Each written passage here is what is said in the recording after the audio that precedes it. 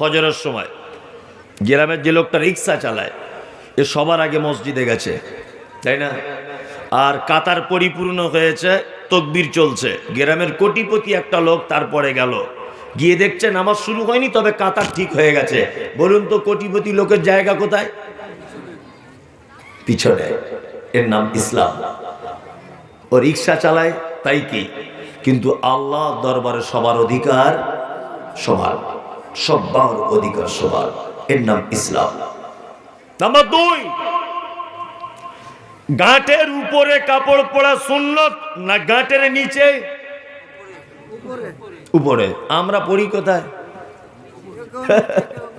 বেশিরভাগ নিচেই পড়ে। উপরে পড়লে আবার বলবে সে যুগের লোক, বলবে না? এখন যদি কেউ উপরে যদি প্যান্ট পরে কি বলবে? ও আদিম যুগের লোক। এখন একটু নিচেতে না পড়লে আবার কাজ হয় না, তাই না? ইসলাম বলেছে ঘাটের উপরে কাপড় পরো, নিচে পড়া নিষেধ, তাই তো? বিজ্ঞান কি বলছে? বিজ্ঞান বলছে যে প্রত্যেক পুরুষ মানুষের যে ভিতরে সেক্স, এই যে ক্ষমতাটা, এর যে হরমোনটা, এই হরমোনটা থাকে এই গাঁটের এই জায়গাটায়। এসব তথ্য অবাক করা তথ্য। বিজ্ঞান বলছে এই জায়গাটায় একটা মানুষের 24 ঘন্টায় মিনিমাম 8 ঘন্টা হাওয়া বা রোদ্দুর লাগাতে হবে। কেউ যদি, কোন পুরুষ মানুষ যদি এই জায়গাটা ঢেকে যদি রাখে, হাওয়া বাতাস যদি না লাগে, তাহলে এমন একটা দিন অদূর ভবিষ্যতে তার জীবনে আসবে যে পুরুষত্ব বলে কি জিনিস সে আর বুঝতে পারবে না। আজকে সব জায়গাতে, বাসে, ট্রেনে, দেওয়ালে হার্বাল চিকিৎসার অ্যাডভার্টাইজ দেওয়া থাকে, তাই না? স্ত্রীর কাছে যেতে ভয় করছেন, বিয়ে করতে ভয় করছেন, কোনো টেনশন নেই, আমাদের হার্বালের চিকিৎসা করান, সব ভালো হয়ে যাবে। এই হার্বাল বেশি করে ব্যবসা করছে গাঁটের নিচে কাপড় পরা লোকদের যৌন শক্তি কম। এটা বৈজ্ঞানিক তথ্য আপনাকে বললাম, সত্যি কথা আপনাকে বলছি। আপনারা দেখুন, একটা কথা আপনাকে বলি, সেটা হচ্ছে এই হযরত মুহাম্মদ সাল্লাল্লাহু আলাইহি ওয়াসাল্লাম যে জায়গাতে করতে বলেছেন আর যে ব্যাপারে মতামত জানিয়েছেন, সেটা উত্তম না আমাদের জন্য ক্ষতি? কোনটা উত্তম? আপনি অবাক হবেন, মানুষ মারা গেলে এই যে গোসল করানো হয়, আচ্ছা বলুন তো কি পাতা দিয়ে গোসল করায়? কুল পাতা। তা মক্কা মদিনাতে তখন কি পাতা বেশি পাওয়া যেত? খেজুর আর বাবলা পাতা, বাবলা গাছ যেটা বলে।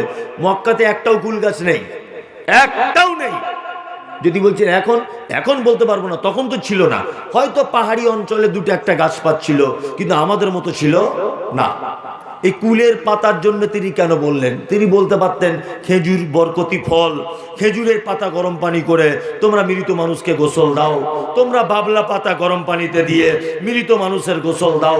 এ কথা না বলে নবীজি বলছেন কুলের পাতা দিয়ে দাও। কারণ নবীজি বলেছেন আজ থেকে 1500 বছর আগে, আর 2024 সালে বিজ্ঞানীরা প্রমাণ করছে সারা পৃথিবীতে জীবাণুনাশক যদি কোনো সবুজ পাতা যদি থাকে, তার নাম বড়ুই পাতা, অর্থাৎ কুলের পাতা। এই পাতাটা এত জীবাণু নষ্ট করে দিতে পারে, এর জুড়ি পৃথিবী তার দ্বিতীয় কোনো পাতা নেই।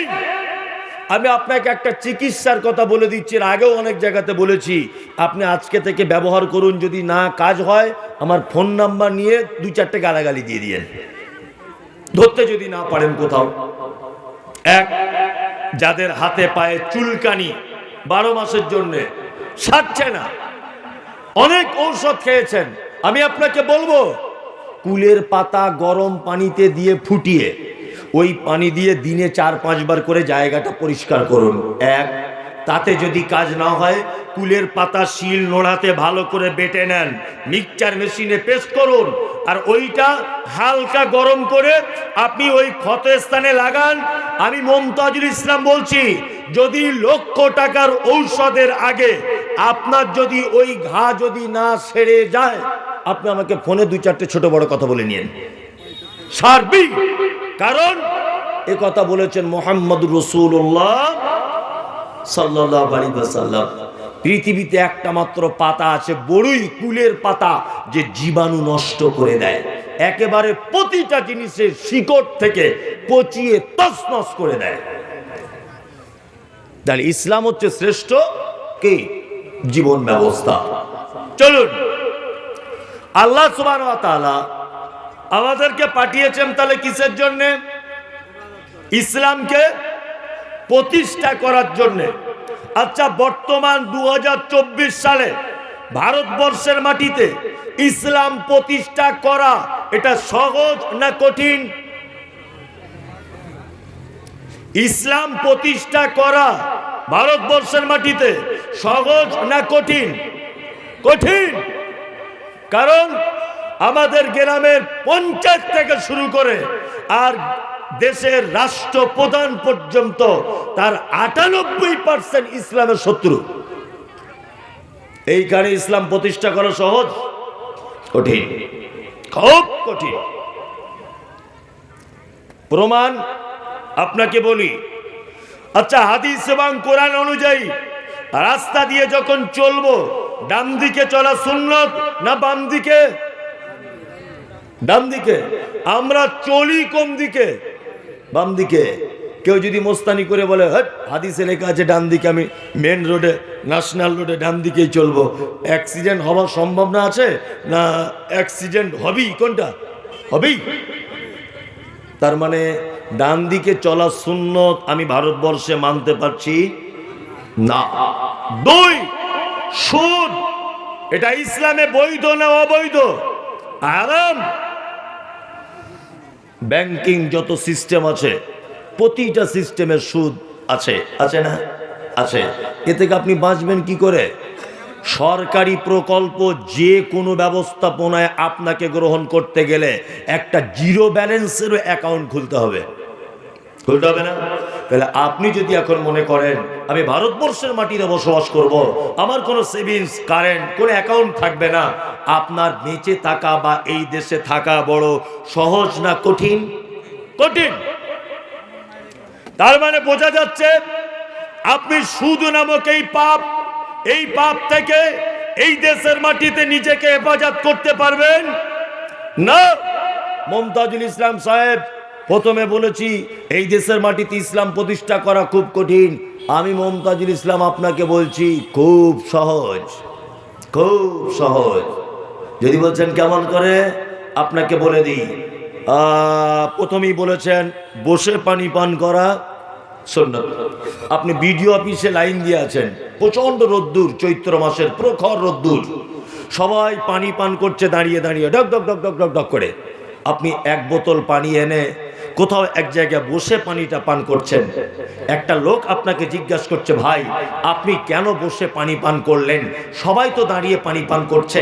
আপনি যদি তখন বলেন যে বসে পানি পান করার কথা বলেছে মুহাম্মদ সাল্লাল্লাহু আলাইহি ওয়াসাল্লাম, বলুন দাঁড়িয়ে পানি পান করার না করার কারণে আর বসে পানি পান করার কারণে আপনার জেল জরিমানা কিছু হবে?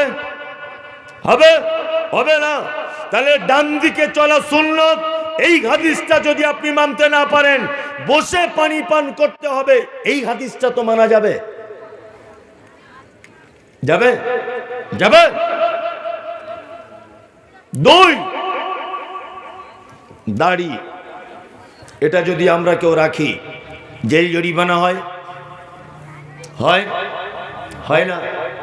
তা এইটা যদি আমি রাখি, তা এটাও তো রাখা যাবে? যাবে না? তাহলে অন্তত দুটো তো ইসলাম প্রতিষ্ঠা হলো, বসে পানি পান আর দাড়ি রাখা। 3, গাঁটের উপরে যদি আপনি কাপড় পরেন, এর জন্য কি আপনার কোনো জায়গায় ক্ষতি হবে? কেস মামলা কিছু হবে না? আপনি রাস্তা দিয়ে ডান দিকে চলা এটা যদি মানতে আপনার জন্য কষ্ট হয়, অন্তত পক্ষে আপনি গাঁটের উপরে কাপড়টা পরে ইসলাম প্রতিষ্ঠা করার চেষ্টা করুন।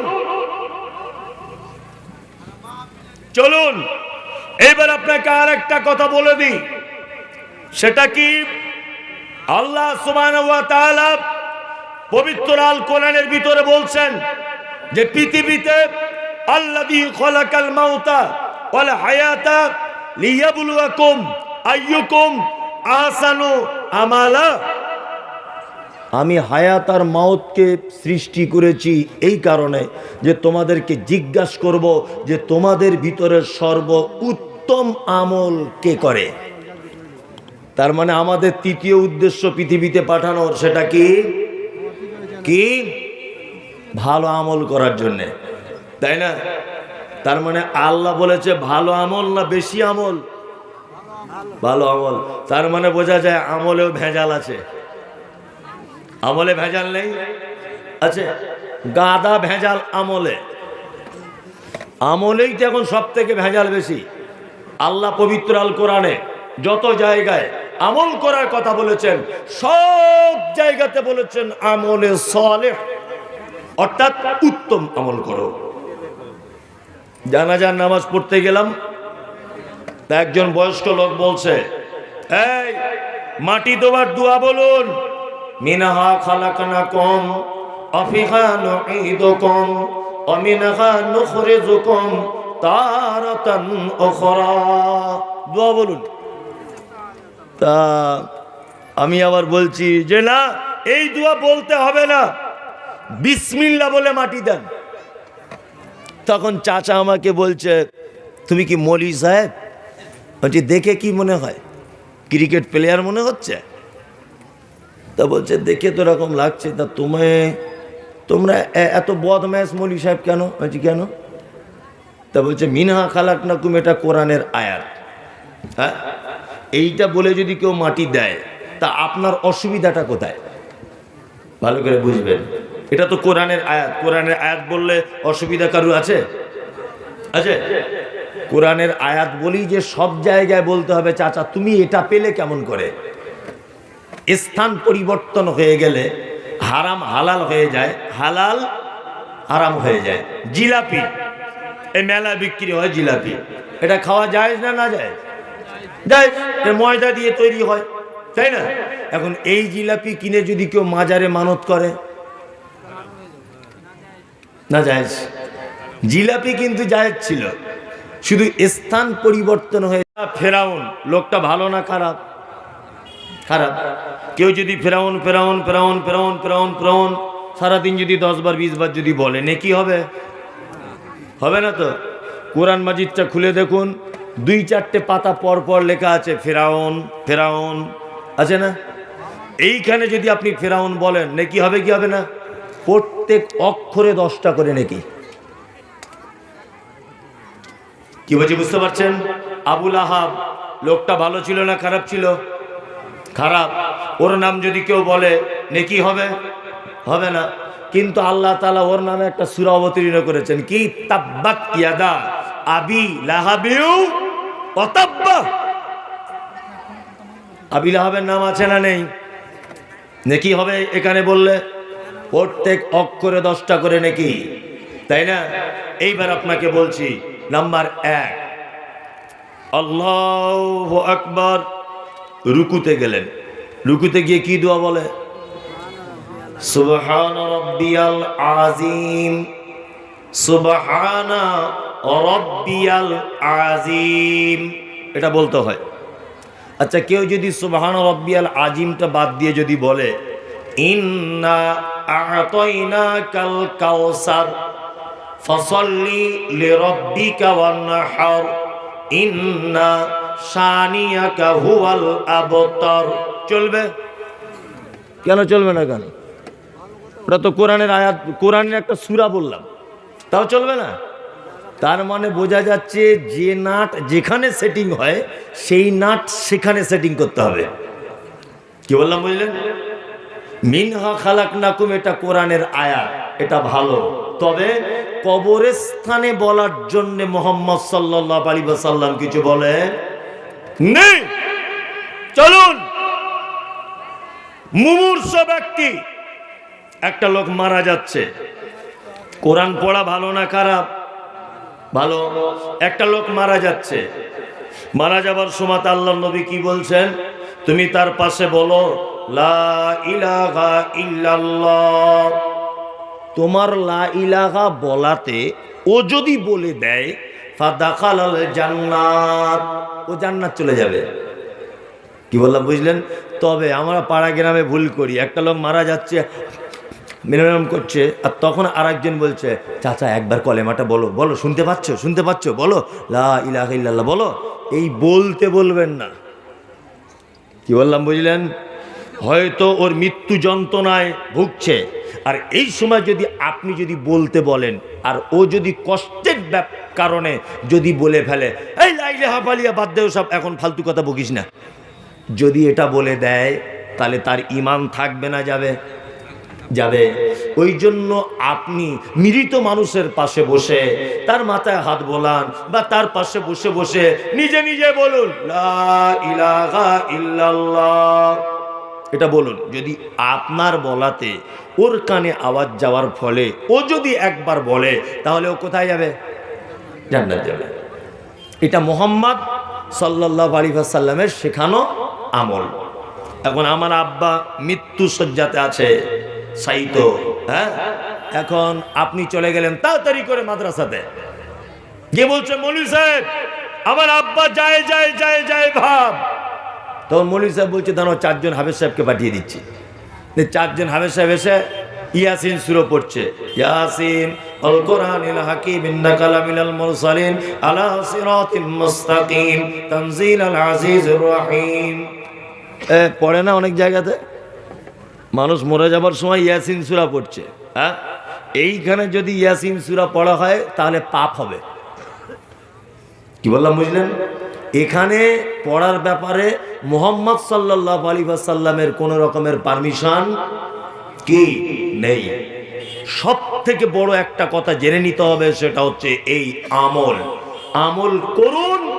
তবে আল্লাহ সুবহানাহু ওয়া তাআলার ভাষা হচ্ছে এই আমিলাতুন নাসিবা তাসলা নারান হামিয়া। এক শ্রেণীর মানুষ তারা আমল করবে, আমল করতে করতে করতে করতে নাসিবা ক্লান্ত হয়ে যাবে, তারপরেও তাদেরকে ধরে জাহান্নামে ভরা হবে। এরা কারা এরা? এই যে কিছুদিন আগে পরেই আসছে 15ই শাবান, শবে বরাত আসছে না? অনেক জায়গায় হালুয়া টালুয়া করবে না? অনেক জায়গাতে করবে। আবার অনেক জায়গাতে 100 রাকাত নামাজ পড়বে মসজিদে গিয়ে, পড়বে না? পড়বে। এমনি দিনে মসজিদে ওকে দেখতে পাওয়া যায় না। শবে বরাতের দিন ঠিক জুত করে একদম গোঁপ দাড়ি কামাই করে এসে সাদা পাঞ্জাবি পরে শবে বরাতের রাত্রিরে ইমাম সাহেব নামাজ পড়াবে, ও 150 রাকাত প্রয়োজনে নামাজ পড়ে দেবে। কারণ ও ছোটবেলা থেকে শুনেছে এই দিন রাত্রে ভাগ্যের পরিবর্তন হয়, তাই না? হ্যাঁ, এবার আপনাকে বলে রাখছি 15ই শাবানে শবে বরাতকে উপলক্ষ করে রোজা রাখতে হবে মর্মে পৃথিবীতে একটা হাদিসও প্রমাণ পাওয়া যায় না। তবে কেউ যদি প্রত্যেক মাসে 13, 14, 15 যদি রোজা রাখে সেই ব্যক্তি রাখতে পারবে, কোনো সমস্যা নেই। কিন্তু ঘটা করে ঢং করে কেউ যদি শবে বরাতের দিন রোজা যদি রাখে তাহলে চলবে না, হিতে বিপরীত হয়ে যাবে। আপনাকে বলছি আম্মাজান আয়েশা সিদ্দিকা রাদিয়াল্লাহু তাআলা আনহা তিনি বলেন মান আমিলা আমালান লাইসা আলাইহি আমরুনা ফাহুয়া রাদ্দুন। কোন মানুষ যদি কোনো কাজ করে সেই কাজের ব্যাপারে যদি মুহাম্মদ সাল্লাল্লাহু আলাইহি ওয়াসাল্লামের আদেশ যদি না থাকে সে আমল বাতিল। সে আমল বাতিল। শুধু বাতিল নয়, ওই আমল করার কারণে তার থাকার জায়গা জাহান্নাম। যদি বলছেন আপনি জাহান্নামের ঠিকালি আছেন, চলুন আল্লাহ নবী সাল্লাল্লাহু আলাইহি ওয়াসাল্লাম তিনি বলছেন কুল্লু বিদআতিন যালালা ওয়া কুল্লু যালালাতিন ফিন্নার। যে কাজ আমি বলিনি, যে কাজ আমি করিনি, কোন মানুষ যদি সেটা ইবাদত মনে করে যদি করে তার নাম বিদআত। আর আল্লাহ নবী কি বলছেন? কুল্লু বিদআতিন যালালা, নিশ্চয়ই প্রত্যেক নতুন আবিষ্কৃত কাজ হচ্ছে বেদাত, ভ্রষ্টতা। আর প্রত্যেক ভ্রষ্টকারীর স্থান ফি মধ্যে, নার মানে আগুন। তার মানে আমল করার আগে আপনাকে আমাকে দেখে নিতে হবে যে আমলটা মুহাম্মদ সাল্লাল্লাহু আলাইহি ওয়াসাল্লাম করেছিলেন কি না। আমরা এমন অনেক আমল করি আমাদের ভিতরে, যদিও যাচাই বাছাই করে করি। আবার কিছু মানুষ আছে, তাই না, তারা মুহাম্মদ সাল্লাল্লাহু আলাইহি ওয়াসাল্লামকে অত বেশি গুরুত্ব দেয় না, তাই না।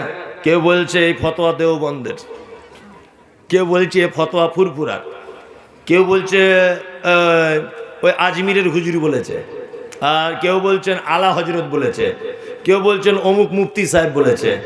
আল্লাহর নবী কি বলেছেন এটা দেখার প্রয়োজন নেই, আছে না নেই? আছে। কত এরকম মানুষ আপনি দেখতে পাবেন, অথচ মুহাম্মদ সাল্লাল্লাহু আলাইহি ওয়াসাল্লামের ব্যাপারে আল্লাহ সুবহানাহু ওয়া তাআলা বলছেন যে ইয়া আইয়ুহাল্লাযীনা আমানু আতিউল্লাহ ওয়া আতিউর রাসূল ওয়ালা তুবতিলু আমালাকুম। তোমরা যারা ঈমানের স্বীকৃতি প্রদানকারী, তোমরা শোনো, তোমরা আনুগত্য করো আল্লাহর, আনুগত্য করো রাসূলের, আর তোমরা তোমাদের আমলকে বরবাদ করে দিও না। তার মানে বোঝা যায় আল্লাহ এবং তার রাসূলের আনুগত্য বা পদ্ধতিতে আমল না করলে ইবাদত টিকবে না। কিছু করতে যাচ্ছে, তখন বলছি যে আপনি এটা করছেন কেন? তা বলছে এটা দেওবন্দের মুফতি সাহেবদের ফতোয়া। এই দেওবন্দ একটা জায়গার নাম, জায়গার নাম নয়, জায়গার নাম। কেউ বলছে ফুরফুরার ফতোয়া, ফুরফুরা তো একটা জায়গার নাম, আছে না। কেউ বলছে আমি আজমিরের ফতোয়া, আজমির তো একটা জায়গার নাম। কেউ বলছে আমি বিরেলি, আমি বিরেলিদের আকীদা মানহাজ মেনে চলি, বিরেলি তো একটা জায়গার নাম, জায়গার নাম না। কেউ বলছেন আমি চিস্তিয়া মতবাদ মানি, চিস্তি তো একটা লোকের উপাধির নাম, ঠিক বলছি না? হ্যাঁ, তাহলে আপনি ব্যক্তিকে অনুসরণ করে জান্নাত যাওয়া যাবে? যাবে? অনুসরণ করা লাগবে কাকে? মুহাম্মদুর রাসূলুল্লাহ সাল্লাল্লাহু আলাইহি ওয়াসাল্লামকে। দেখুন একটা কথা বলি, আমল করেই একটা মানুষ জান্নাত যাবে, আবার আমল করেই একটা মানুষ কোথায় যাবে? জাহান্নাম চলে যাবে, তাই না? ওই জন্য আমল এমন একটি বিষয়, এমন একটি সাবজেক্ট, এমন একটি অধ্যায় যে যেটা করার আগে আপনাকে 10 বার ভেবে নিতে হবে যে এই আমলটা মুহাম্মদ সাল্লাল্লাহু আলাইহি ওয়াসাল্লাম করেছিলেন কি না। আপনাকে আমি কয়েকটা ভালো আমলের কথা বলে দিই, আমল করা যাবে ইনশাআল্লাহ, আমল করব। ছোটখাটো কথা, আসলে শীতকাল তো, কমিটি যতই চালাক হোক, বক্তা যতই চালাক হোক, শীত তো আর চালাকি করছে না যে আজকে জলসা, আজকে আশেপাশে ঘুরবো, এদিকে যাব না, এরকম ব্যাপার তার নাই। ও তো কাউকে মানবে না, মানবে? মানবে না। সত্যি আপনারা বয়স্ক মানুষ, তবুও বসে আছেন, আলহামদুলিল্লাহ। আপনাদের দেখেই আমার দয়া মায়া হচ্ছে, তা আমি আর কি বলবো। হ্যাঁ, যাই হোক, কয়েকটা ভালো আমল আপনাদেরকে আমি বলে দিয়ে যাচ্ছি, আমল করার চেষ্টা করব আমরা সকলে ইনশাআল্লাহ। আল্লাহ সুবহানাহু ওয়া তাআলা বলেছেন, কি বলেছেন? আল্লাযী খলাকাল মাউতা ওয়াল হায়াতা, আমি হায়াত আর মওত সৃষ্টি করেছি এই কারণে, লিয়াবলুয়াকুম আইয়ুকুম আহসানু আমালা, তোমাদের ভিতরে কে উত্তম আমল করবে, আমার দরবারে চলে আসবে, এইটা দেখার জন্যে আমি তোমাদেরকে পৃথিবীতে পাঠিয়েছি। তাহলে আমাদেরকে পাঠানোর উদ্দেশ্য, মূল কারণ, সেটা হচ্ছে আমাদেরকে আল্লাহর দরবারে কিছু ভালো জিনিস নিয়ে যেতে হবে, তাই না? কয়েকটা ভালো জিনিস আমি হাদিস থেকে বলে দিই, কয়েকটা ভালো জিনিস কোরআন থেকে বলে দিই, আমি আপনি সকলে আমল করার চেষ্টা করব ইনশাআল্লাহ। একটা ছেলে টাটকা ইসলাম গ্রহণ করেছে, আল্লাহর নবী কেসে বলছেন, আল্লাহর নবী আমি জান্নাত যেতে চাই, আপনি আমাকে কিছু কাজ বলে দেন। এক, বিশ্ব নবী বলছেন তা'বুদুল্লাহ, সর্বক্ষেত্রে তুমি আল্লাহর ইবাদত করবে। সর্বক্ষেত্রে কার ইবাদত? গোলামি করবে কার? আল্লাহ ছাড়া অন্য কারো গোলামি করা যাবে না। চাওয়া পাওয়া যাবতীয় বিষয় কার কাছে? আল্লাহ। আল্লাহ ছাড়া কারো কাছে চাওয়া পাওয়া, মাথা নত, কারো কাছে মনের বাসনা পূরণ করতে যাওয়া শিরক, চলবে না। সর্বক্ষেত্রে খায়রিহি ও শাররিহি মিনাল্লাহি তাআলা, ভালো মন্দ সবকিছু আমরা সঁপে দেবো কার কাছে? আল্লাহর কাছে। দুই, ওয়ালা তুশরিক বিহি শাইআ। আল্লাহ নবী সাল্লাল্লাহু আলাইহি ওয়াসাল্লাম ছেলেটিকে বলছে, তুমি ভালো কাজ করে জান্নাত যেতে চাও, তুমি কখনো শিরিক করে দিও না। শিরিক কাকে বলে? আল্লাহর যে ক্ষমতা আছে, এই ক্ষমতা অন্য দ্বিতীয় কারোর আছে, এটা মনে করা কি শিরক। আল্লাহর যে ক্ষমতা আছে, এই ক্ষমতা অন্য কারো আছে, এটা মনে করা শিরক। আমাদের পাড়ার অনেক বাচ্চা মেয়েরা, শিশু যারা এই 1.5 বছর বা 1 বছর 6 মাস বয়স, দেখবেন আমাদের মায়েরা ওই হাঁড়ির তলার কালি আর সরিষার তেল নিয়ে এরকম টিপ দেয়, দেয় না? কালো টিপ দেয়। আর ও শাশুড়ি আবার বৌমাকে জোর করে বলে, বৌমা টিপ না দিয়ে যেন বাইরে বার করো না, তাহলে নজর লেগে যাবে।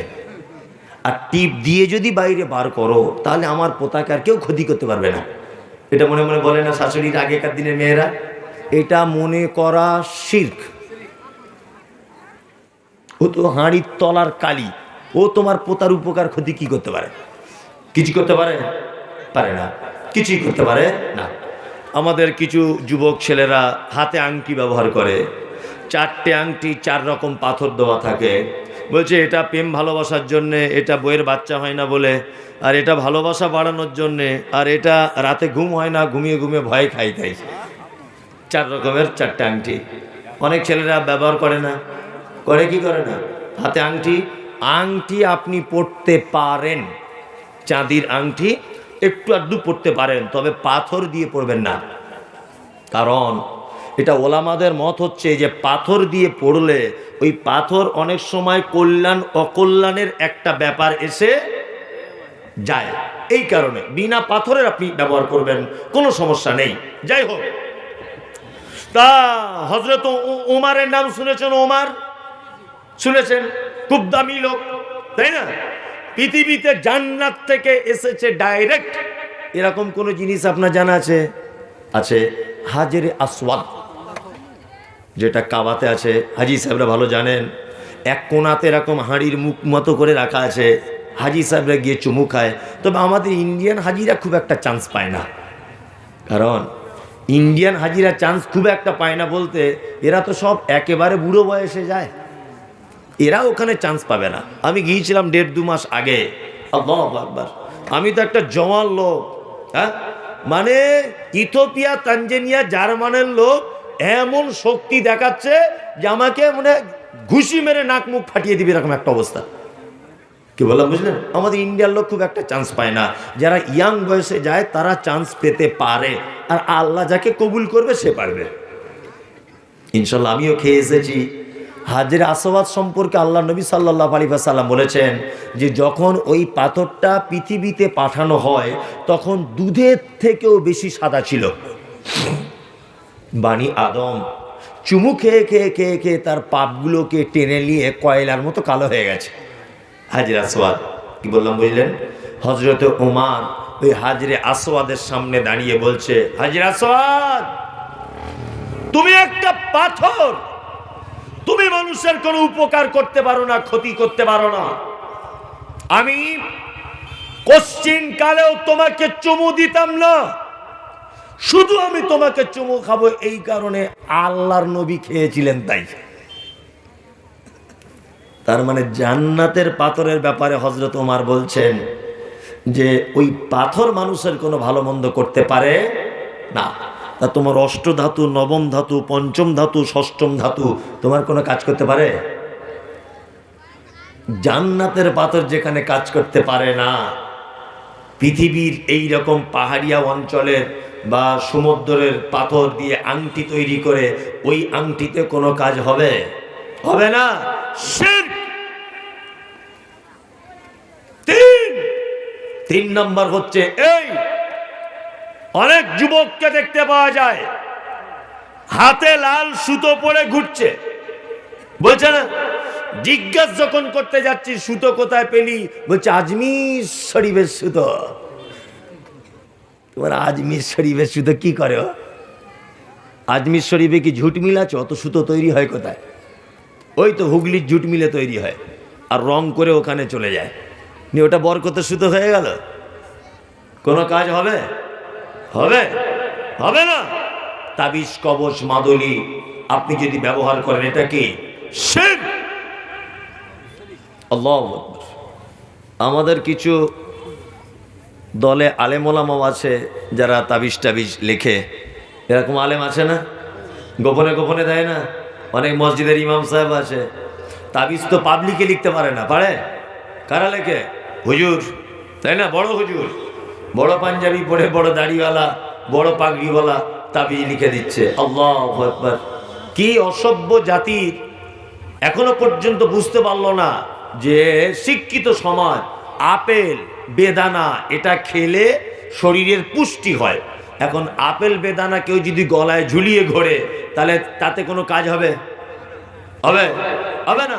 তা কোরআন মাজিদ পড়লে উপকার হবে, কোরআন মাজিদ গলায় ঝুলিয়ে নিলে কোনো উপকার হবে? হবে না।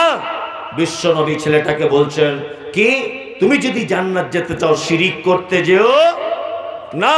পৃথিবীতে একটা মাত্র পাপ আছে, খুব ডেঞ্জারাস পাপ, সেটা হচ্ছে এই, কোন লোক যদি নামাজ যদি না পড়ে এ লোকটা জাহান্নামে যাবে। কোন লোক যদি সুদে খায় লোকটা জাহান্নামে যাবে। কোন লোক যদি পিতামাতার সঙ্গে অসৎ ব্যবহার করে ও জাহান্নামে যাবে। কোন লোক যদি মিথ্যাভাবে কাউকে হত্যা করে তাহলে ও জাহান্নামে যাবে।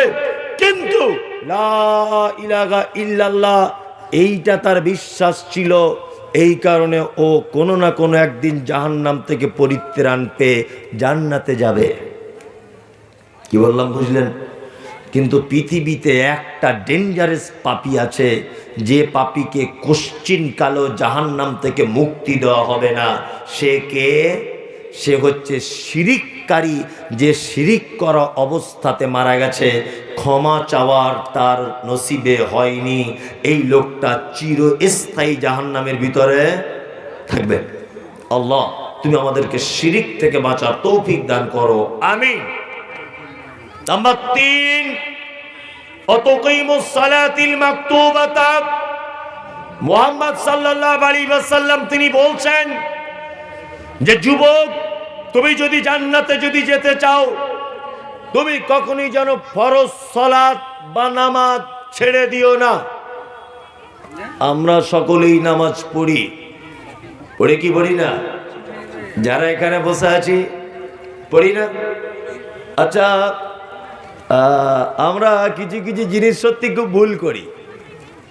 যত নফল রোজা, যত নফল নামাজ, আচ্ছা বলুন না, ছেলেরা বেশি করে না মেয়েরা বেশি করে? মেয়েরা। ওর বাপ মরে গিয়েছিল ওই দিনও রোজা, ওর দাদি জন্মদিন সেই দিনও রোজা, ওর বড় ছেলে হয়েছিল সেই দিনে রোজা। ওর রোজার শেষ নাই, ওর নফল রোজার নামাজে শেষ নাই। কিন্তু ওই মেয়েটাকে যদি বলেন, বুবু তুমি রাস্তা দিয়ে ঘুরছো, মাথায় কাপড় দাও, বোরকা পরে চলো, ওড়না টোড়না ঢেকে নিয়ে চলো, একটু পর্দা করো, ও শুনতে চায় না। শুনতে চায় না। পর্দা করা সুন্নত, নফল না ফরজ? ফরজ। ও নফল রোজা করে জান্নাত যেতে চায়, নফল রোজা রেখে জান্নাত যাবে, নফল নামাজ পড়ে জান্নাতে যেতে চায়, কিন্তু পর্দা ফরজ ওটা করতে চায় না, তাই না? তার মানে পাছা আগলা করে মাথায় টুপি দিলে যেমন মানায় ঠিক তেমন।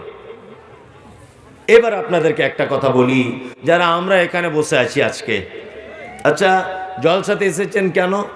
নেকি হবে তাই, নেকির লেগে, তাই না?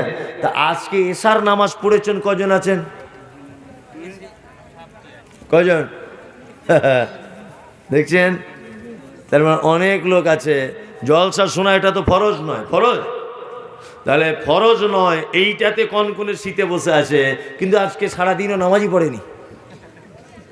অনেক হারাম করে এরকম আছে, কোথাও আত্মীয় মারা গেছে, জানাজা পড়তে যাচ্ছে, জোহরের পরে জানাজা হবে, আছে না?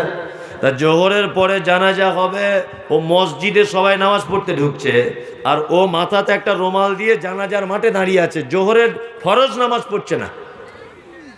এরকম লোক আপনাদের মালদাতে নেই? আপনাদের দিকেও আছে? ও জোহরের ফরজ নামাজ পড়ে না, ও জানাজার নামাজের জন্য দাঁড়িয়ে আছে। আছে এরকম লোক? আল্লাহ।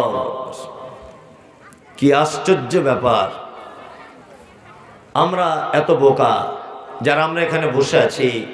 আল্লাহ সুবহানাহু ওয়া তাআলা আমাদের জন্য নামাজ ফরজ, সুন্নত না নফল? ফরজ, তাই না? সেই ফরজ কাজ বাদ দিয়ে একটা নফল ইবাদত বা এত রাত পর্যন্ত জলসা শুনতে হবে, এটা তো হাদিস কোরআনের একেবারে বিপক্ষের কাজ।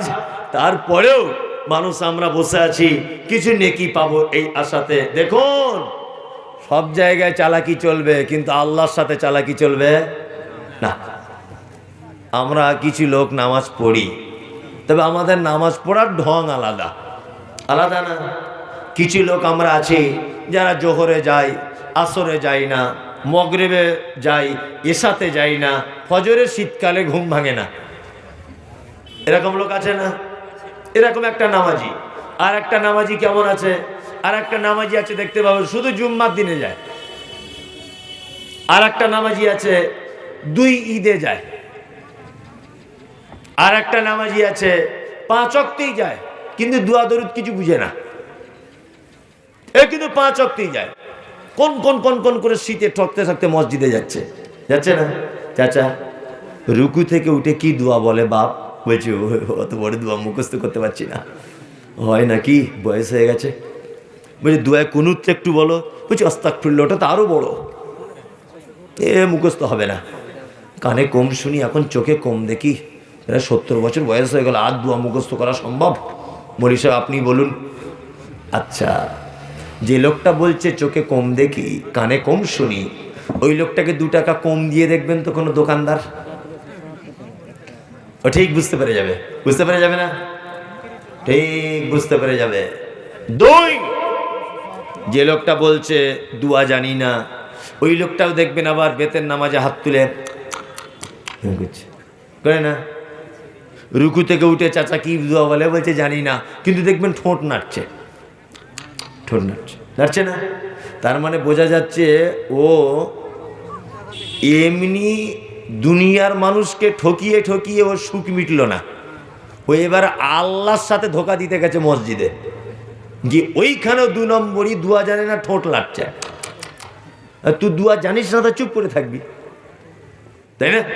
তুই যখন বলছিস যে আমি দোয়া জানি না, তাহলে তোমাকে চুপ থাকা লাগবে।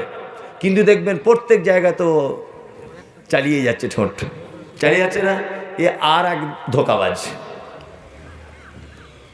আমার সত্যি এগুলো অবাক হয়ে আমি, এ জাতি কি করে পরিত্রাণ পাবে? যে জাতির একটা জলসাতে 22 কুইন্টাল জিলাপি বিক্রি হয়, অথচ বইয়ের দোকান লাগায়, বইয়ের দোকানদারের কাছে 4টেও বাংলা কোরআন আর দুয়ার বই বিক্রি হয় না, অথচ 50 কুইন্টাল জিলাপি বিক্রি হয়ে যায়। এ জাতির পরিত্রাণ পাবে? হ্যাঁ। আচ্ছা, আপনি যদি আজকে একটা ভালো দুয়ার বই বাড়িতে কিনে নিয়ে যদি পড়তেন, বছরে যদি 2টো দুয়া মুখস্থ পারতেন, তবুও তো বলতাম যে বছরে 2টো মুখস্থ হয়েছে, বলা যেত কি যেত না? আপনি যদি পড়তেন নাও বা পারেন, নাতিপুতি বাড়ি যারা আছে তাদেরকে যদি বলেন যে আমাকে 2টো দুয়া বলে বলে দে, 20 বার বল, আমি একটু মুখস্থ করি, তা সম্ভব কি সম্ভব নয়? অন্ধ কোরআনের হাফেজ আছে, দেখেছে? অন্ধরা, তারা তো পড়তে জানে না, তারা কি করে পারে? আপনি মনে করুন আপনি অন্ধ। আবার কিছু লোক আছে সেজদায় যখন যাবে, পা দুটোকে এইভাবে রাখতে হবে জমা করে, তাই না? পা দুটো এইভাবে রাখতে হবে। ও এরকম ফাঁক করে রেখেছে পা। তা যদি কেউ জানলেওয়ালা লোক বলে দিতে যাচ্ছে চাচা পাগুলি এরকম করো, তো ও আবার রাগ দেখিয়ে বলছে তুই তোরটা কর, আমি আমার কবরে যাব, তুই তোর কবরে যাবি। বেশি ফাটার ফাটার করে বকিস না, এরকম রাগ দেখায় না। ভুল ধরলেও বিপদ, মানে 440 ভোল্টেজ ওর অটোমেটিক, আর ভুলও ধরা যাবে না। আশ্চর্য ব্যাপার। আল্লাহ আমাদের প্রত্যেককে তুমি ফরজ সলাতটুকু আদায় করার তৌফিক দান করো, আমিন আমিন। সলাত যদি আদায় আপনি না করেন, এটা মসজিদের জলসা, তাই না? মসজিদের জলসা। হ্যাঁ, তা মসজিদের সব কমিটিরা এখানে বসে আছে, এরা মসজিদ করার জন্য সব মোটামুটি জলসা করতে হবে, চাঁদা তুলতে হবে, কোন বক্তাকে আনা যাবে, কার কাছে কত টাকা ধরতে হবে, সব ঠিক আছে। কিন্তু আজকে ফজরে কেউ নামাজ পড়বে না, পড়বে না? এখানে হয়তো পড়ে, অন্য জায়গায় পড়ে না, এখানে পড়ে। দেখুন, আরে আশ্চর্য ব্যাপার। মসজিদ করতে হবে, মার্বেল লাগাতে হবে, এসি লাগাতে হবে, নামাজ পড়া যাবে না। আর কেউ কেউ বলছে মৌলী সাহেব এখন অল্প বয়স, একটু বয়স হোক, তাই না? আল্লাহ তুমি আমাদের সকলকেই 5 ওয়াক্ত মুসল্লি বানিয়ে দাও, আমিন আমিন। চলুন, একটা লোক মারা গেল, মাইয়েতের সামনে দাঁড়িয়ে ইমাম সাহেব বলছে আমাদের গ্রামের আব্দুল লতিফ মারা গেছে, লোকটা বড়ই ভালো ছিল, ভুল ত্রুটি করে থাকলে আপনারা আল্লাহর রাস্তায় ক্ষমা করে দেবেন। বলে কি বলে না? ঋণ করে থাকলে তার বেটাদেরকে বলবেন, তার বেটারা শোধ করবে। আর সকলেই দোয়া না করে যাবেন না, মাইয়েতের জন্য একটু দোয়া করবেন। যার জন্য ইমাম সাহেব বলছে ও লোকটা নামাজ পড়েনি, সারা জীবন কোনোদিন নামাজ পড়তো না। কালকে লোকটা মারা গেছে আব্দুল লতিফ, আজকে ওর বেটা এসে বলছে মৌলী সাহেব এই নেন আমার বাপের নামে 50,000। আর বক্তারা কিন্তু খুব ভালো দোয়া করতে জানে। বড় পার্টি এমন দোয়া করছে মনে হচ্ছে জান্নাত আর জায়গা নাই, মানে ঠেলে ঢোকাচ্ছে আর কি। আল্লাহ যেমন হোক করে ওকে ঢোকা, 50,000 দিয়েছে। আর কেউ 200 টাকা দিয়েছে তো জান্নাতের অর্ধেক রাস্তা দিয়ে পালিয়ে আসছে। চলছে না? চলছে। 50,000-এর পার্টি দোয়া করছে আল্লাহ যেমন হোক করে তোমার জান্নাতে ওর বাপ আব্দুল লতিফকে ঢুকিয়ে দাও। আচ্ছা, প্রধান বক্তা, ছোট বক্তা, বড় বক্তা, মেজ বক্তা, কাবা শরীফের ইমাম যদি দোয়া করে আব্দুল লতিফের জন্যে যে আল্লাহকে জান্নাত দাও, আল্লাহকে জান্নাত দাও, 50,000 টাকা দান করে দিয়েছে, বলুন তো এত মানুষ দোয়া করে ওর বাপ নামাজ পড়তো না, ওকে জান্নাত ঢোকানো যাবে? যাবে? যাবে না। আল্লাহ তাআলা কি বলছেন? আল্লাহ তাআলা বলছেন মা সালাকাকুম ফি সাকার। একজন সাকার নামক জাহান্নামীকে জিজ্ঞাসা করা হবে তুমি কেন জাহান্নামে এসেছো বলো। সে তখন বলবে ক্বালু লাম নাকু মিনাল মুসাল্লিন, পৃথিবীতে আমার সব ভালো কাজ ছিল, শুধু নামাজ পড়িনি, শুধু নামাজ পড়িনি। তার মানে নামাজ না পড়লে থাকার জায়গা কোথায়? জাহান্নাম। আল্লাহু আকবার। জাহান্নামটা খুব সহজে বলে দিলেন, তাই না? যে জাহান্নাম আসলে এই ব্যাপারটা যদি আপনি একটু ভাবতেন, আপনি যদি একটু ভাবতেন যে জাহান্নামটা কি, তাহলে মসজিদ তো দূরের কথা, আপনি মসজিদ থেকে বাড়ি আসতেন না। আল্লাহ, এত কঠিন জায়গা জাহান্নাম। আল্লাহ নবী সাল্লাল্লাহু আলাইহি ওয়াসাল্লাম জাহান্নামের কথা যখন তিনি বলতেন, তখন সাহাবায়ে কেরামদের চোখ দিয়ে অঝরে পানি, বৃষ্টির মতো পানি ঝরে যেত। আর আমরা এত জাহান্নামের বয়ান শুনি, এত বক্তব্য শুনি, তবু আমাদের হৃদয় একটুখানিও গলে না। যারা আমরা এখানে বসে আছি, আল্লাহ তুমি আমাদের সকলকেই সালাত আদায় করার তৌফিক দান করো, আমিন আমিন। চলুন, নাম্বার 4, আল্লাহ নবী সাল্লাল্লাহু আলাইহি ওয়াসাল্লাম বলেছেন অতুতিজ যাকাতিল মাফরুজাতা, তোমার যাকাত ফরজ হয়ে গেলে তুমি যাকাত দিয়ে দাও। মানে যাকাত দিই তো দিই না। অনেক ধনী লোক আছে যারা রমজান মাসে 20-25টা শাড়ি কিনে বিলি করে, আর মনে মনে ভাবে যে সব মনে হয় যাকাত দিয়ে দিয়েছি, মনে মনে ভাবে না। আর ওর যদি 10 লাখ টাকা থাকে তাহলে কত টাকা যাকাত হচ্ছে? 1 লাখে 2,500 টাকা যদি হয়, 10 লাখে 25,000। ও 30 পিস শাড়ি কিনে এনে বিলি করে দিচ্ছে। আর এমন শাড়ি দিচ্ছে যে এদিক থেকে ওদিক দেখা যাচ্ছে, ওদিক থেকে ওদিকে। কালিয়াচকে শাড়ি কিনতে গিয়ে দোকানদারকে বলছে সব থেকে কম দামের ভালো মালটা দেন, বুঝলেন? সব থেকে কম দামের ভালো মালটা আপনি দেন। আল্লাহু আকবার। মুহাম্মদ সাল্লাল্লাহু আলাইহি ওয়াসাল্লাম কি বলেছেন? তুমি নিজের জন্য যেটা ভালো মনে করো, তুমি নিজের জন্য যেটা পছন্দ করো, তুমি তোমার কাউকে দেওয়ার জন্য সেই মানের জিনিস তুমি পছন্দ করো, তাহলে তুমি একজন মুমিন।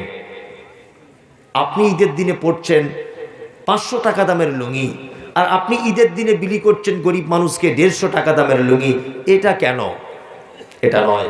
যাকাত আপনাকে বুঝে দিতে হবে আপনার মালের 2.5%।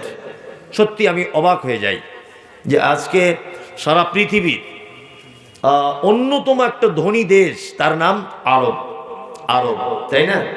আরব দেশ এত ধনী কেন? দুটি মাত্র কারণে, দুটি। এক হচ্ছে কোরআন তেলাওয়াত করার কারণে।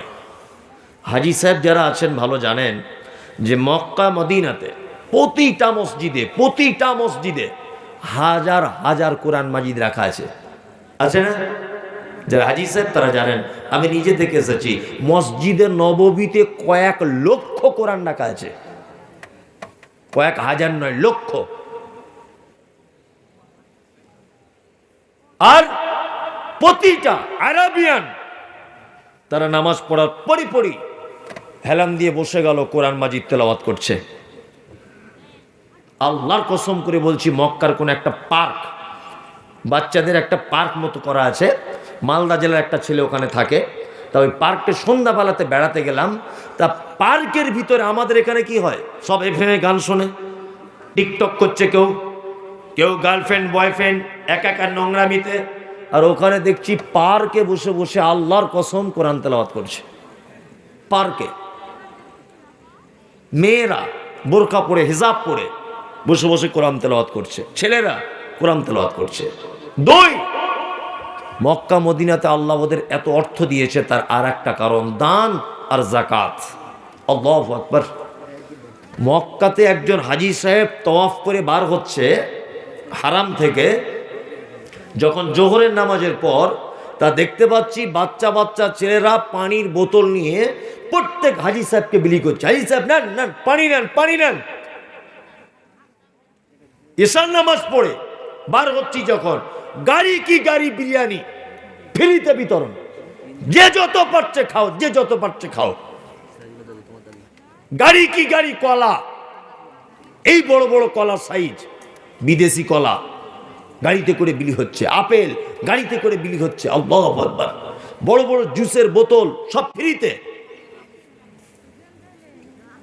মনে মনে ভাবছি আল্লাহ এদের এত মাল দিয়েছে এই কারণে, দুটি কারণ। এক, কোরআন তেলাওয়াতের প্রতি এদের যে এত মহব্বত। দুই নম্বর দান যাকাত এত বেশি এরা দেয়, বেসুমার দান। আপনি দান বা যাকাত তখন আপনি করতে পারবেন, আপনাকে একটা পদ্ধতি বলে দিচ্ছি, খুব মিষ্টি করে শুনে নেন। এক, আমার একটা হোটেল আছে, এই হোটেলে প্রতিদিন লক্ষ লক্ষ টাকা বেচা কেনা হয়। আপনার বেতন কত?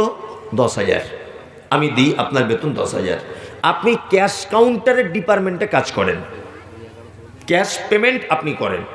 আচ্ছা, আপনি দেখতে পাচ্ছেন যে সন্ধ্যা শেষ করে সারাদিন বেচা কেনা হয়েছে 10 লাখ, তাই তো? আচ্ছা বলুন, এই 10 লাখ টাকাটা কি আপনার, না এই 10 লাখ টাকাটা আমার? উত্তর দেন।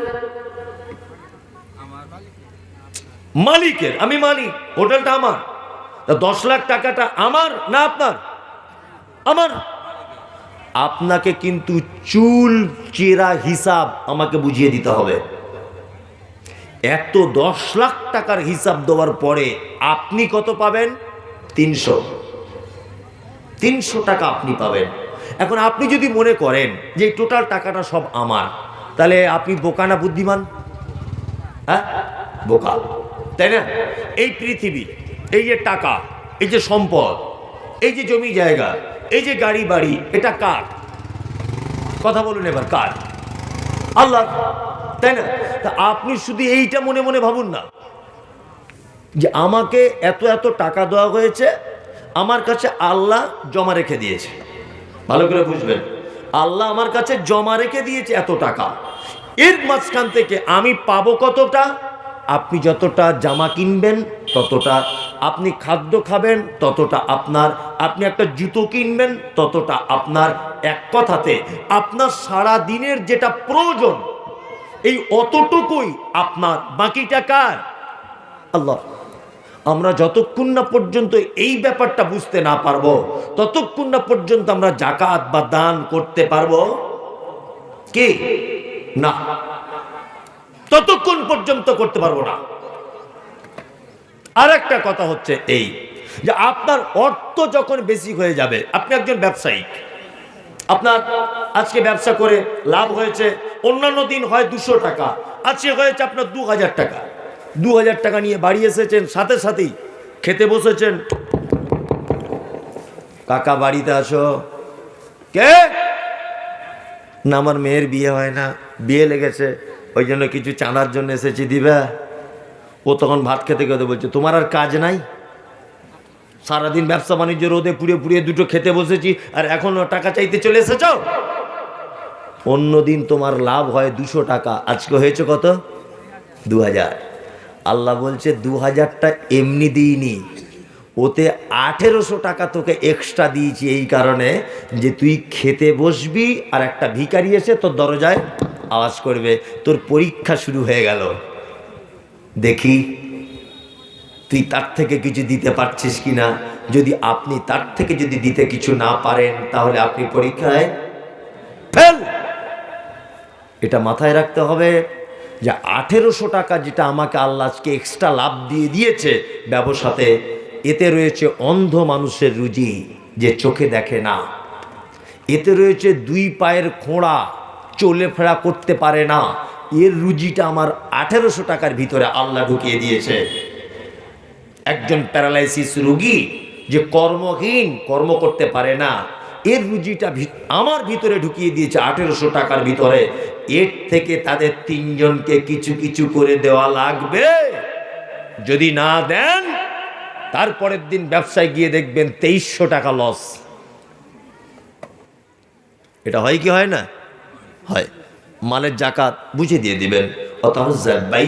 শোনো, তুমি জান্নাত যেতে চাইছো, তাহলে তুমি একবার মক্কাতে যাওয়া আসার মতো অর্থ যদি তোমার কাছে থাকে, তুমি একবার হজ করে নাও, তুমি জান্নাত চলে যাবে। ছেলেটা বলছেন, ইয়া রাসূলুল্লাহ, আমি এর বেশিও কিছু করব না, আমি এর কমও কিছু করব না, আমি কি জান্নাত যেতে পারবো? আল্লাহ রাসূল বলছেন, হ্যাঁ তুমি জান্নাত যেতে পারবে। তাহলে ভালো কাজ বলে দিলাম 5টা। 1, সর্বক্ষেত্রে গোলামি করতে হবে কার? আল্লাহ। 2, শিরিক করবেন না। 3 নম্বর হচ্ছে মালে জাকাত দিয়ে দেবেন। 4 নম্বর হচ্ছে হজ করে নেবেন। 5, সলাত, ফরজ সলাত, নামাজ, এটা কখনো ছাড়বো না।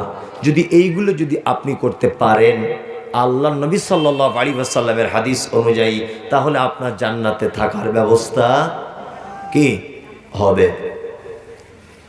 মানুষ তো চলেই গেল, গুটিকতক মানুষ আর আছে। এবার আমি আপনাদেরকে একটা খুব উপদেশমূলক কথা বলে আমি আস্তে আস্তে নিচের দিকে চলে আসব, বিদায়ের দিকে। খুব মনোযোগ দিয়ে এই কথাটা শুনবেন, যারা যেভাবে আছেন একটু মনোযোগ দিয়ে শোনার জন্য বিনীত অনুরোধ রাখছি। 1, এটা আমার বিষয়বস্তুর বাইরে। 1, আচ্ছা, মুহাম্মদ সাল্লাল্লাহু আলাইহি ওয়াসাল্লাম পৃথিবী থেকে যেদিন চলে গিয়েছিলেন, সেই দিনটার নাম কি ছিল? শুক্রবার। কি বার? সোমবারে তিনি পৃথিবী থেকে চলে গেছেন। সোমবারের আগের বৃহস্পতিবার জীবনের শেষ মাগরিবের সালাতের ইমামতি করেছেন। 2 রেকাতে কোরআন তেলাওয়াত করেছিলেন আল্লাহর নবী। সূরা মুরসালাত শেষ যে আয়াত তিনি তেলাওয়াত করেছিলেন, শেষ।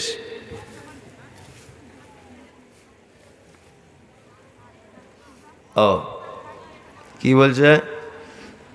22 জানুয়ারি বাবরি মসজিদ রাম মন্দির হচ্ছে, এই ব্যাপারে কিছু বলেন। এই ব্যাপারে কি বলবো? হ্যাঁ, এই ব্যাপারে কিছু বলার নেই। ঠিক বলেছে, এই ব্যাপারে কিছু বলার নেই। কালকে বলবো, আজকে বলবো না, আজকে তো লোকজন নেই। না না, তুমি বলতে বলছো মানে কেন আমি বুঝি না।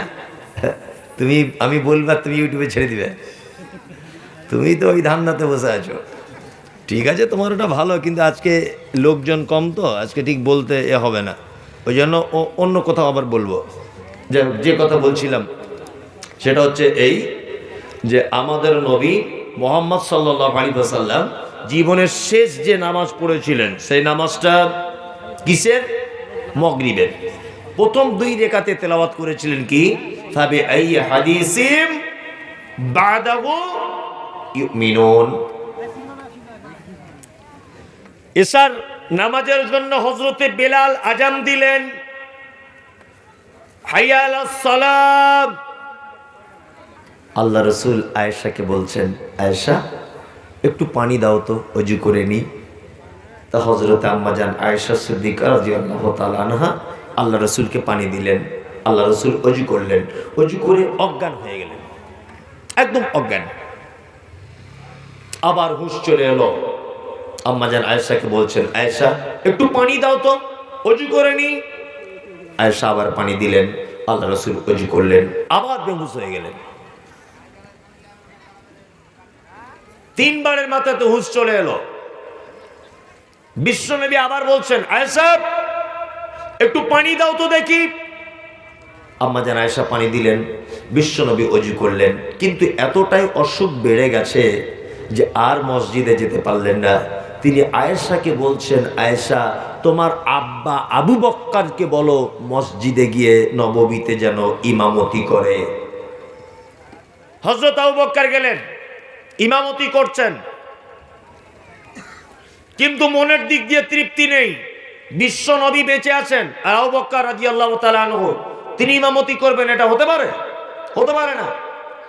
একটা কথা জেনে রাখুন যে আল্লাহর নবী সাল্লাল্লাহু আলাইহি ওয়াসাল্লাম পৃথিবীতে বেঁচে থাকা অবস্থায় 17 ওয়াক্তের ইমামতি করেছেন। হযরত আবু বকর সিদ্দিক রাদিয়াল্লাহু তাআলা আনহু 17 ওয়াক্তের। হযরত আবু বকর ইমামতি করেন। আম্মা জান আয়েশা ব্যাপারটা আপত্তি জানিয়েছিলেন যে আল্লাহ রাসূল আমার আব্বা বারবার ইমামতি করছে, আপনি অন্য কাউকে দায়িত্ব দেন, তাছাড়া মানুষ আমাকে খারাপ ভাববে, আপনার অন্যান্য বিবিরা।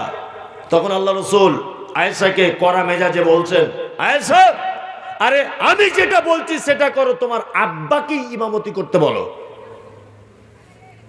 আবু বকর ইমামতি করেছিলেন। শুক্রবার আল্লাহ রাসূল মসজিদে যেতে পারেননি। শনিবার সকালে একটু সুস্থতা বোধ করলেন। সুস্থ হই আম্মা জান আয়েশাকে বলছেন, আয়েশা তোমার আব্বাকে বলো 2 জন সাহাবীকে আসতে। আম্মা জান আয়েশা মসজিদের পর্দাটা সরিয়ে দিয়ে আব্বা আবু বক্করকে ডেকে বলছেন, আব্বু আল্লাহ রাসূল 2 জন সাহাবীকে ডাকছেন। 2 জন এলো। আল্লাহ নবী সাল্লাল্লাহু আলাইহি ওয়াসাল্লাম 2 জন সাহাবীর কাঁধের উপরে ভর দিয়ে মসজিদে নববীতে ঢুকছেন। আর আবু বকর সিদ্দিক রাদিয়াল্লাহু তাআলা আনহু তিনি তখন জোহরের নামাজের ইমামতি করছেন। ইমামরত অবস্থাতেই দাঁড়িয়ে আছেন। বিশ্ব নবী ঢোকার ব্যাপারটা হযরত আবু বকর অনুভব করতে পেরেছেন যে আল্লাহ রাসূল মনে হয় আসছেন। তিনি পিছনে চলে আসার একটা মনস্থির করলেন, কিন্তু আল্লাহ নবী সাল্লাল্লাহু আলাইহি ওয়াসাল্লাম ইশারা করলেন, আবু বকর তুমি ওখানেই দাঁড়াও। আল্লাহ রাসূল চলে গেলেন। হযরতে আবু বকর দাঁড়িয়ে আছেন ইমাম হিসাবে, আর আল্লাহ রাসূলকে আবু বকরের বাম দিকে বসিয়ে দেওয়া হলো। তার মানে এখন আল্লাহর নবীর ডান দিকে কে? আবু বকর, তাই না? এইবার আপনাকে বলছি সেটা হচ্ছে এই মুহূর্তে ইমাম হয়ে গেলেন আল্লাহ রাসূল, আর মুকাব্বির হলেন কে? আবু বকর। সঙ্গে সঙ্গে ইমাম চেঞ্জ। ইসলামের প্রথম মুকাব্বির হযরত আবু বকর সিদ্দিক রাদিয়াল্লাহু তাআলা আনহু। জোহরের নামাজ শেষ, বিশ্ব নবী বাড়ি এলেন। আয়েশাকে ডেকে বলছেন, আয়েশা আমাদের বাড়িতে কি কোনো টাকা পয়সা কিছু আছে?